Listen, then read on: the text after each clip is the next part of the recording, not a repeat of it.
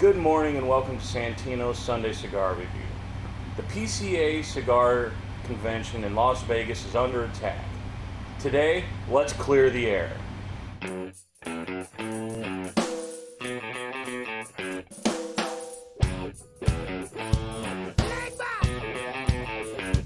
Get it.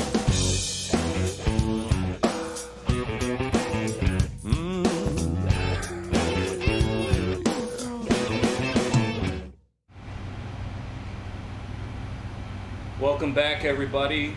My name's Mike. I'm joined here with Mike Marino, owner of Santino's Cocktails and Cigars. And as you can see, Maddy is back with us today.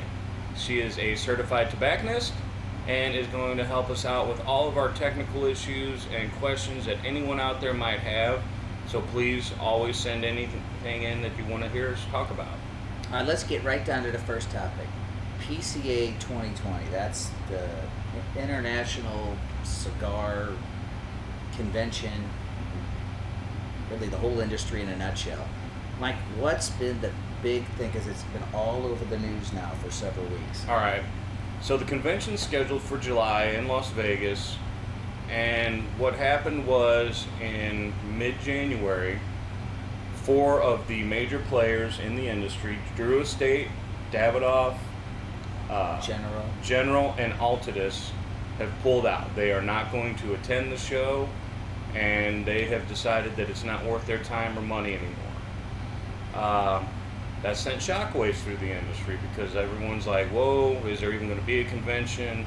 Is this the last year of the convention? Is there still going to be deals from these companies?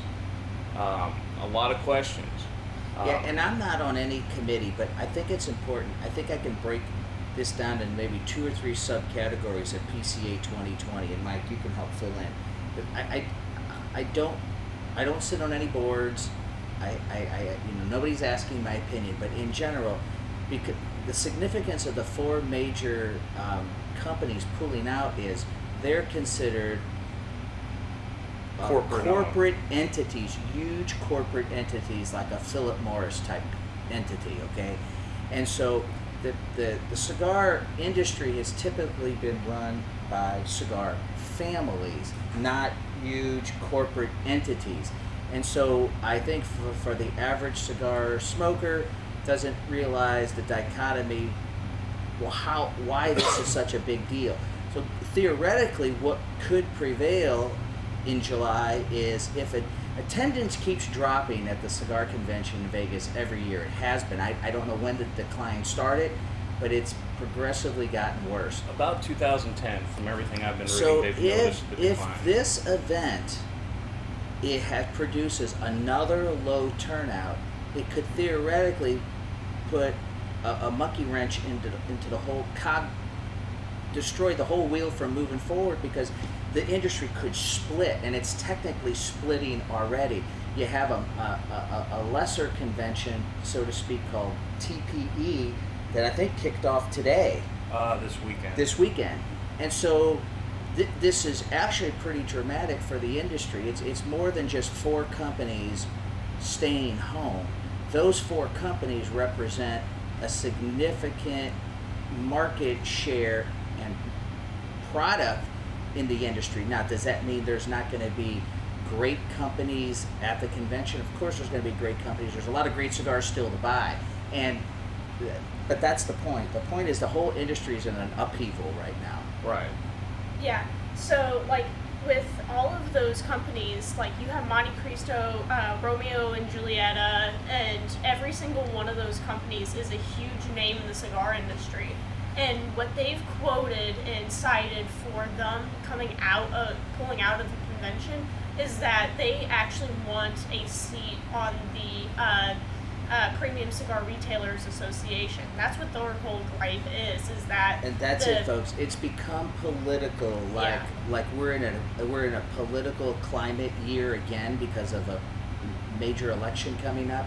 Well, what I think the average, not only citizen but average cigar enthusiast doesn't realize is that 4 people, 4 entities, 4 major corporations are trying to control the whole industry. And really the reason they pulled out is because they're not getting their way and having a seat at the table to make rules that favors it's not that black and white. You also got to remember, these are the biggest players in the industry, so you know what, they do deserve more of a say in where the money. PCA raises all their money from the convention. That money is used to promote tobacconists and to promote lobbying for the cigar industry. And the four major players want to have a bigger say in where that money's going. Yeah, and they are getting pushed out of that to where it's like, why should we contribute 25% of the money to PCA and not, we're going to have less than 5% of the say in what's going on. And we should have prefaced this in the beginning, folks. We don't support, and we're not taking any sides. We don't necessarily support the four major players that pulled out. We don't support the people that are still going. We're just discussing the topic. So we here are not taking any sides. And actually, I think as a cigar business owner, you're going to see the benefit in two ways. One, the four major players that pulled out are going to try to do things outside the box to get you to still buy your show purchases. Correct. And the people that do attend the shows, like Arturo Fuentes, already come out and they're going to throw out an only available at the show item that everyone's going to want. And I want to make a comment directly. I'm speaking directly to all the people going, vendors setting up at the convention, the manufacturers. In my opinion, and this is just an opinion, is if they geared, like Mike said, the convention towards extra incentives and deals, you have to be present. That's the whole premise of going there. And that's why the show, I think, has been decimated since 2010. Because if you don't attend, you still get the same deal. So there's no exclusivity by attending, other than if you want to shake hands and meet the owners of the companies and have a miniature vacation in Las Vegas. It needs to create the incentive of, if you're going to spend the money to take your staff out there, there has to be an incentive to be there. Right. Okay, so that would be the only thing I would say. All right. Another quick topic, real quick, I want to bring up, especially with Maddy here. Yeah. It's just been reported that Hawaii's legislation, in their grand knowledge of what's better for everyone else, is proposing an age increase again to 25.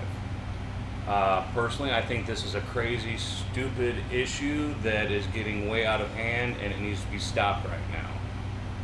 Yeah. Yeah. So,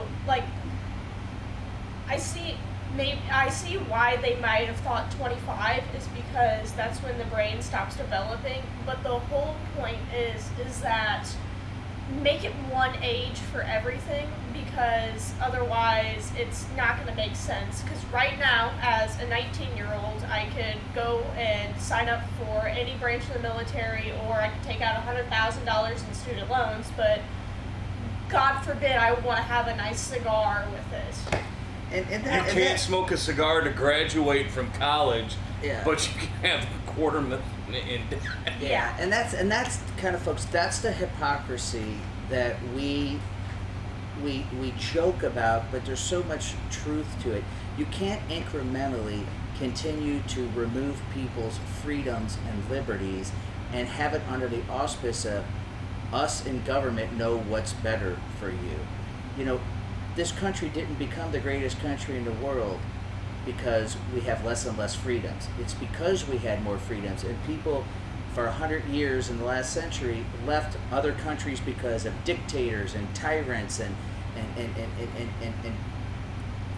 no freedom. And what we're doing is we're devalving what we're known to be and becoming just like everybody. For instance, Maddy was disenfranchised up until 3 or 4 weeks ago. She could legally smoke and has legally smoked for almost 2 years. Now she's been disenfranchised. This country doesn't do things like that historically, especially if they change a law that has to do with age. There's an age requirement. They usually always have gave special dispensation or grandfathered that group that they wanted to make an age distinction. Well, this time they didn't grandfather anybody in, and they just disenfranchised a whole group of people that up until 3 weeks ago could legally partake in this. And at some point, folks, when does it stop? If Hawaii wants to make it 25, is California going to make it 30? Or is California going to tell you what clothes you can wear, what vehicles you can drive? At what point does the insanity cease and allow people to decide what's best for them rather than government? All right. When we come back, we're going to discuss the month of February's events and some other interesting things we're looking forward to in the future. All right? Come back. All right, everyone. Our last topic of the day is we're having an event February 21st. It's a Roma Craft Cigar event, and we're pairing it with Sonora Tequila. It's Bacanora. Ruben Lopez, the owner of the company, is from Missouri, lives in Missouri. Was born in Mexico. He immigrated to this country the legal way, and he became an FBI agent for about 30 years and retired and started this company, and I'm just lucky enough to be part of it, and I thank Ruben for that. But guys, on the 21st, we're going to have a really cool event. Ruben's going to have all this liquor, free pairings. We're going to have great prices on box prices on Roma Craft, stick sales, all kinds of things. Mike, you want to give any more detail about that? I mean, that's pretty much what we're going to be doing. Maddy will be here also, helping people that want to specifically pair a certain cigar to which tequila, because there's going to be many different types of tequilas there. And it's just going to be a real fun event. It's going to be on Friday night, the 21st of February. You know, nothing else going on in February that time of year. Come on out and let's get hammered and have a cigar. Currently, there's 3 products. There's the Bacanora Tequila, there's the Cream Mocha, and the Pineapple Colada. There is going to be a 4th and more products coming out. One is going to be a beer infused with our Bacanora. So I think there's something for everyone at this tasting, and as far as the liquor goes, it will all be free. Hey y'all, thanks for watching this month's episode of Clear the Air here at Santino Sunday Cigar Review. We're going to be doing this open forum style of video about once a month from here on out.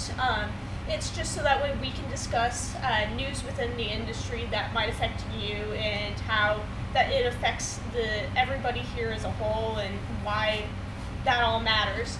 We are also going to be promoting our monthly events on this video as well, so always make sure to keep out and see if there's anything that pops up with that as well. I will also be returning here pretty soon because I will be in a technical aspect, so I will not actually be partaking in anything, but I'm certified tobacconist, so I can kind of tell what's going to be happening with the cigar and all that.